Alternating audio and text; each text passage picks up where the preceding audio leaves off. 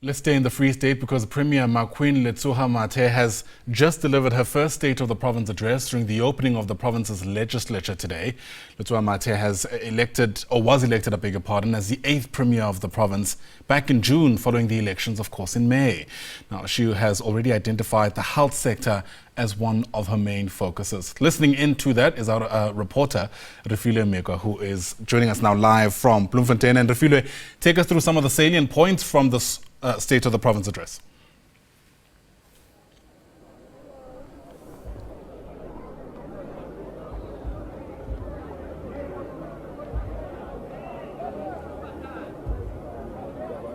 All right, it doesn't appear that Refilwe is able to hear us. We'll try to re-establish that connection once again and get you a sense of what the Premier has had to say. The Free State, of course, home to a number of dysfunctional municipalities. Bloemfontein counted in that list, especially when you consider some of the complaints from residents in the past few years, quite frankly.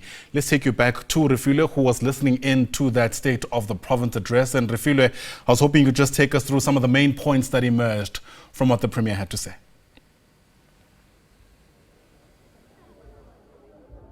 Yes, indeed, Ayanda. Premier highlighted some of the issues when she opened the 7th administration of the Free State Provincial Legislature, where, as you've indicated in your intro, in terms of non-performing municipalities, informing them that according to the Auditor General, she can be able to visit them and go and check if they are doing things accordingly. Also, when she started in her address, she did say that the next 5 years will be a completely new society in the province, highlighting that also unemployment remains a crisis and it has been worsened by the low economic growth.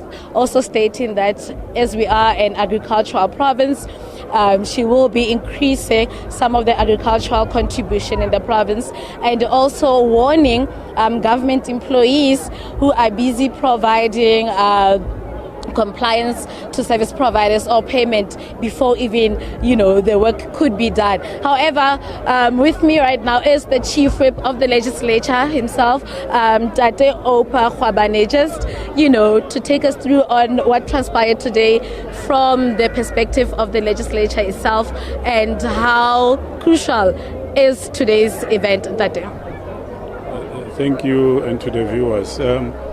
Today's speech was very good. It's exactly what we are expecting as raised by the manifesto of the ANC. Improved services, especially from government facilities, and also consequence management.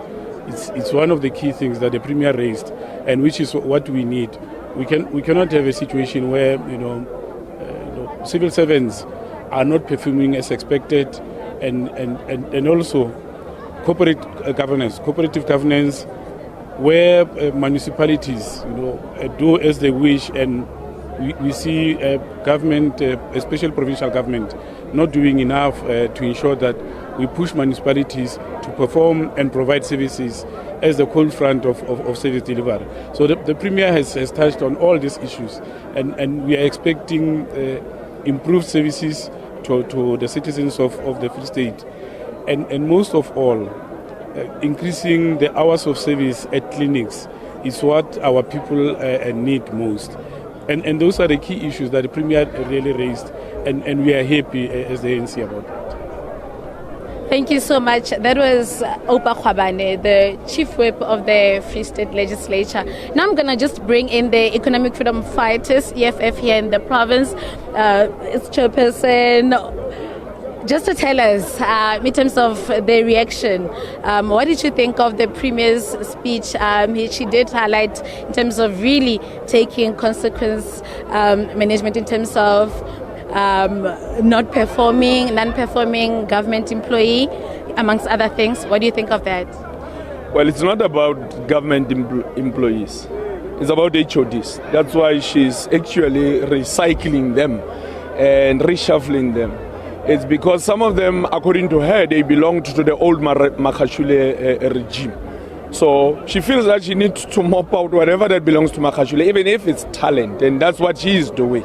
I mean, for example, I'll make an example of a a PhD holder and a doctor of agri who's been reshuffled out of the department to be sent to sports. And that person has signed a contract in the Department of Agriculture. He's been employed as such. But it's not only that, it's a whole lot of issues, including the loyalty that the Premier is paying to a guy called Kronje, who is having about 60% of the budget of the roads of the Free State.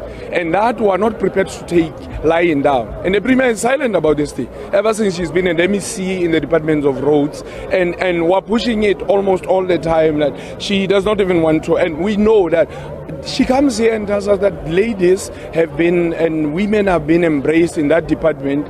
If a woman is given 1 kilometer road, this Premier is playful.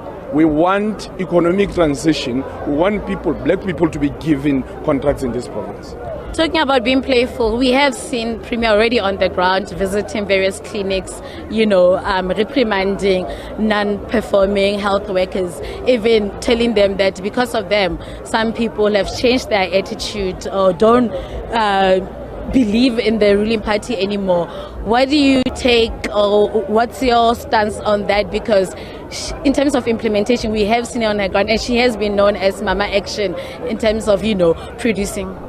Well, that's overreaching and undermining people, even casting a vote of no confidence into certain MECs. How do you go into my department where you have appointed me as an MEC? Beyond that, you go and even go to a point of disciplining my employees.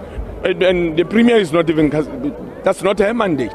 It's actually a grandstanding, it's a political grandstanding. And that has a problem of at least making our employees angry. As short-staffed as they are, she knows that the health professionals are very much short-staffed. For example, we went to Botshabelo on oversight. A 4-year-old child died in the hospital when he was trying to get dental services. There are no dental services. At best, what you get there is shortage of staff. So you can't go there and bucket people as if they're not doing their work when you know that the overload is too much. So that's what she's doing, just for political point scoring. That's nothing else, it's political point scoring. Thank you so much. That was my Mekoa Dipoko from the EFF here in the Free State legislature. Lastly, I'm just going to bring in the DA, Dr. Roy Jacobson. Roy, she says that the next 5 years, it will be an entire new season. In terms of the DA, do you believe in that? Do you believe that, Premier Maqueen Letsoha-Mathae will turn this province around in terms of the legacy, in fact, of what, she'll be carrying through? Well, there is a huge legacy in the Free State of poor service delivery, corruption, especially at municipal level, but also within the provincial government. It's interesting because her State of the Province address included many aspects of the DA's election manifesto. We just hope that she's able to implement that, because on every page of her State of the Province address, she said, we will. But I think what's very important for us is the how, because 60% of our people in the Free State live in poverty. The municipalities in the Free State have collapsed in terms of their ability to deliver basic services such as water, electricity. Our roads infrastructure is in a dangerous state of disrepair at the moment. Our healthcare facilities require huge upgrades. We have huge vacancies there, and we have a 50% dropout rate at schools. So she appears to know what needs to be done, but I think the how is very important, and with which funds. She says there are bailouts for municipalities, but we need to know where is that money coming from, and that money won't be stolen, as what happened in the past. We have a very young population in the Free State. 60% of our young people in the province are unemployed, and those are the people that we need to be looking at, and their needs need to be addressed very seriously in the Free State, because they are the future of this province, and we must be future orientated. She's going to need a good civil service, and she said there's going to be transformation there to make it more efficient and effective, but she's going to have to ensure that the cadre deployment policy is abandoned, because she can't have that in place and still carry out the objective that she wants to do within the civil service. So she's going to get a lot of pushback with with factions in the ANC, with cadres who have entrenched interests in the administration. So good luck to her with that.